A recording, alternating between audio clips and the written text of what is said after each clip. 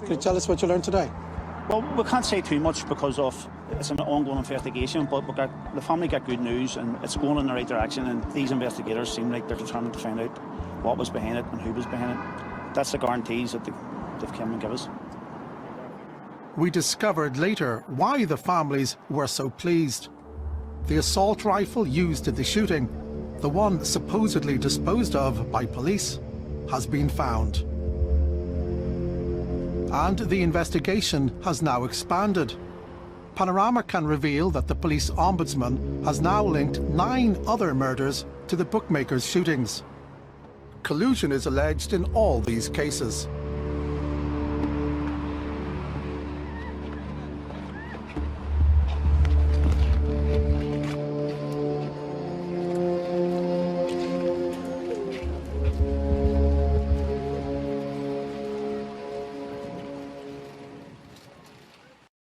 It was the state that organised this. They knew that this was going to happen. They knew that them guns were being given out to murder people, and they let it happen. This was a state murder organised by people who were supposed to protect you and solve murders, not commit them.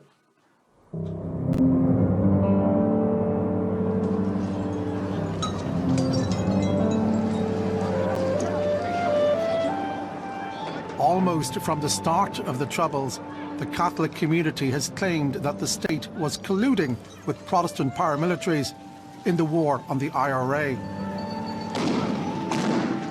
Such claims had been dismissed as the state presented itself as an honest broker between 2 warring factions. But we now know that wasn't always true. Finucane, hi. Can I just ask you a couple of questions? This is solicitor Pat Finucane. We've asked the court to say that there's no power under the Coroners Act to make a rule saying that witnesses can't be compelled to give evidence. He was investigating state killings when elements of the state conspired to kill him. It is his murder that most starkly defines collusion and the lengths to which the state will go to cover it up. He was shot 14 times as he sat down for dinner with his wife and 3 children. These are the findings of the government's official review carried out by Sir Desmond de Silva. MI5 propaganda fueled a whispering campaign that the solicitor was an IRA man, and 1 or more police officers proposed Mr. Finucane as a target to the killers. Employees of the state and state agents played key roles in the murder. An army agent, Brian Nelson, had targeted Mr. Finucane for murder, and senior army officers lied to the police to cover up the state's role in the killing. Most importantly, Sir Desmond says he is, and I quote, left in significant doubt as to whether Patrick Finucane would have been murdered had it not been for the different strands of involvement by elements of the state. Long suspected, now established. The state's role in political assassination.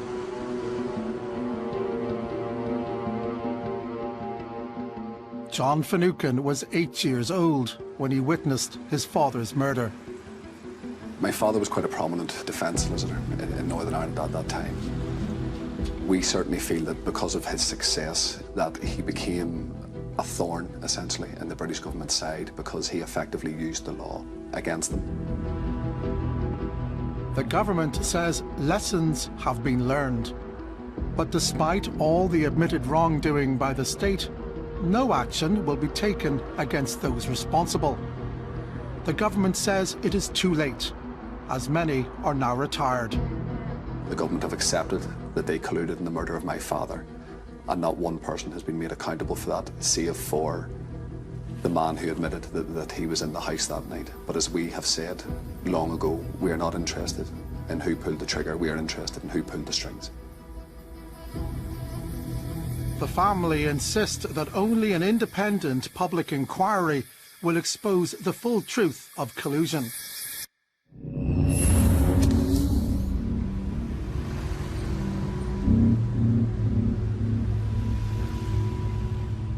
But even without it, details have begun to emerge.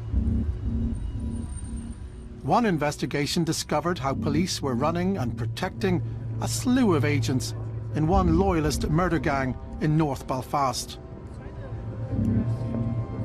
We found collusion on a massive scale. Murders, intimidation, directing terrorism, attempted murders, drug smuggling. The list of crimes is endless. These were crimes effectively supported by the state. The security forces were allowing terrorists to get away with murder. I think it was a pattern of activity. I think it was systemic, that you handled informants, you let them commit crime.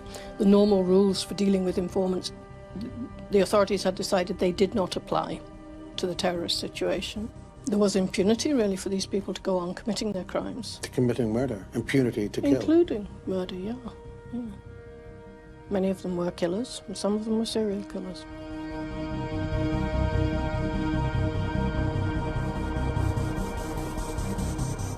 Were informants protected? Were informants who were involved in serious crime, in murder, were they effectively protected? No, well, to my personal, and I can only answer to my own stewardship, and I do not know of any informant that was protected in relation to murder. But we both know of cases where people got involved in multiple murders.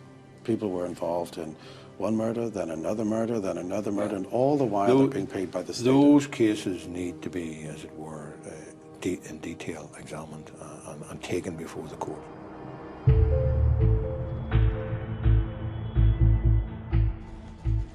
Lord Stevens has examined the evidence. He led 3 inquiries into collusion in Northern Ireland. His final reports remain secret, but he says informants were in fact creating mayhem.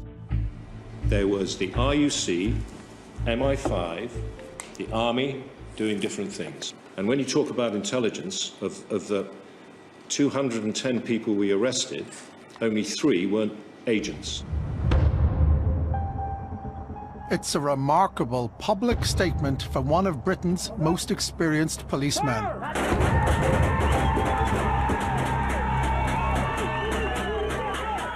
But it passed almost unnoticed. Of 210 suspects arrested, 207 were informants. Many were involved in criminality, even murder. Lord Stevens has now told Panorama that the security forces had thousands of informants in Northern Ireland's terror gangs. It's the first time the sheer scale of the counterintelligence effort has been revealed. So was the state involved in a dirty war? When you look at the figures, 3,500 people killed, 47,000 people injured, 36,000 odd shooting incidents, 16,000 bombing incidents. Now, that is no stretch of the imagination, is normal policing by any means, and it required a robust intelligence gathering response. Did we get it right all the time? Definitely not. Was there officers within the military and within the police who were rogues in the sense that they signed up with the paramilitary? Definitely so, but those were individuals. They weren't part of any systemic process or any dirty war scenario. The government agrees. It says that the vast majority of those who served in the security forces did so with distinction. Collusion should never happen, and the government has apologised where it did. But with each inquiry, the number of murders linked to agents of the state rises. We've looked through public documents that relate to just 2 of these informants. We found that between them, by piecing the bits of evidence together, they are linked to 29 different murders. They're state-sponsored serial killers. Mark Haddock, a paid police agent in a loyalist terror gang in North Belfast, 20 murders. Brian Nelson, the paid army agent who targeted Pat Finucane, 9 murders. But the true extent of Nelson's murderous campaign may be far greater. Lord Stevens told Panorama that the army agent was helping direct attacks for all loyalist terror groups across Northern Ireland. He may be linked to many dozens of killings. So why was the army running such an agent? A man who directed murder. General Sir John Waters was head of the army in Northern Ireland. He denies that his officers colluded in the murder of Pat Finucane, or that they lied to the police investigation. He told us that the De Silva review was deeply unfair and a great disservice to many brave people. But he wouldn't answer our questions about why a paid army agent was linked to so many murders.